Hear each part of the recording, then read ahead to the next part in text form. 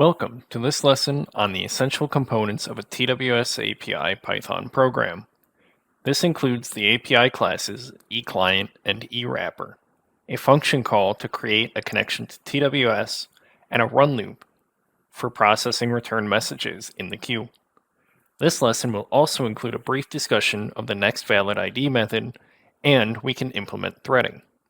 Finally, we'll walk through our recurrentTime method to create a basic Hello World style script. To begin, in any TWS API program, you'll always have two main classes, which would be eClient and eWrapper. eClient is used for outgoing messages, which are sent from the API program to Trader Workstation, or the IB Gateway. eWrapper is used to handle incoming messages from the Interactive Broker server through Trader Workstation or IB Gateway. For this lesson, I will be using Visual Studio Code. However, you can use any development environment of your choice, or even just the command lines and a text editor. To begin, I will start by importing the necessary modules. I will start by importing eClient using from IBAPI.client import star, and eWrapper using from IBAPI.wrapper import star. I will also be importing the time and threading modules, which we will touch on later. After importing my modules, I will create a class to combine the eClient and eWrapper modules. I will type class test app, and then in parentheses, I will include eClient and eWrapper, followed by a colon. Next, we instantiate the class by defining our init method with def _init and then in parentheses self, followed by a colon, followed by a new line eClient init request using eClient ._init . And then in parentheses we'll include self twice. After our init, let's create the eWrapper object for nextValidID, self and order ID, to receive our order IDs. This will receive the eWrapper return of our next valid order ID and retain valid session IDs throughout the trading day to prevent duplicate values. Here, I can create an object for the order ID, self.orderID equals order ID. Now, it may be confusing, but we can now make a new function nextID, only retaining the object. Within the function, I will increment our newly made self.orderID value by 1, and then return the self.order variable. This way, we can maintain an order ID throughout future requests and return the order ID to our request. We will circle back to some of the more elaborate eWrapper functionality in a moment. However, for now, we can just print out this order ID by creating our test app reference. All this takes is setting a variable. Let's use app and set it equal to the test app class. Now we'll connect our app to Trader Workstation by calling app.connect, and then we'll pass in quotes 127.0.0.1. And then after a comma, we'll add 7497, and then after another comma, we'll add 0. The values in this method are the host, port, and client ID.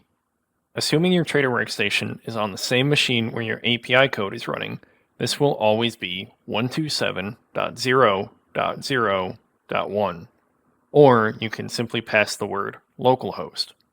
We have included a description of the standard port values in the transcript of this video. You can also review your TWS socket port settings in our prior video on setting up the Trader Workstation for API use. And then our client ID can be any value as long as another client ID connection is not using the same value. With our connect methodology in place, we can implement a little bit of threading to get started. The simple implementation would be to call threading.thread and then set the target equal to app.run, followed by a .start function call. Please be aware that we are referencing the object of app.run without including the parentheses. Next, we'll be adding a quick time.sleep and set it to 1 reference to allow our object to instantiate before we start sending requests.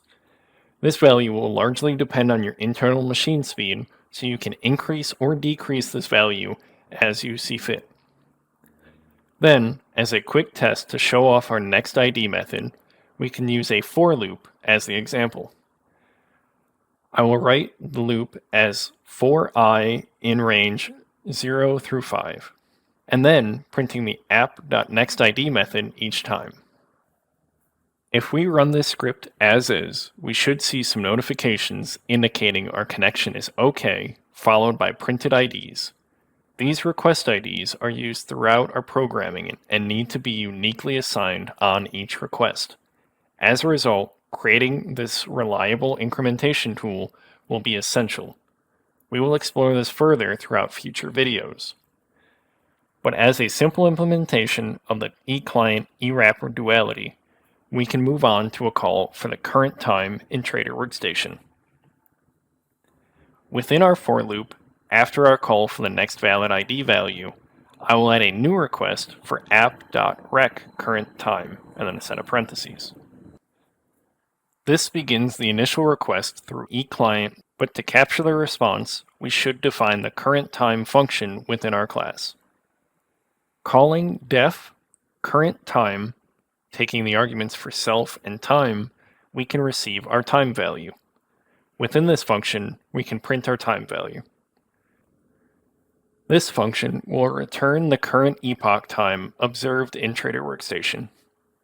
Epoch time is a single integer time representing the current timestamp in milliseconds. The connection time between eClient.rec current time and eWrapper.current time will be an ongoing theme observed through nearly all endpoints used within the API. One external request will be met with one or more asynchronous responses. One final method to create that will be used throughout the TWS API programming will be our eWrapper.error function. Error will automatically return any error generated by the Trader Workstation while processing your request. This will include values like invalid order formats, market data issues, and more. This will not reflect code issues or similar programming logic failures. To define this, add the new definition for error with our test app class, containing the arguments for self, rec ID, error code, error string, and advanced order reject. While you are welcome to simply print all of these values directly, I will be adding context to each message through an F string so we can quickly distinguish which value refers to which argument. If we run our script now, you'll see various error messages. If we read the error string value of these messages, we'll realize that these are just notifications mentioning that various market data connections are OK. While this method will largely capture error messages, we will receive system notifications such as the market data connectivity through eWrapper.error as well. That concludes our lesson on the essential components of the TWS API. Thank you for watching.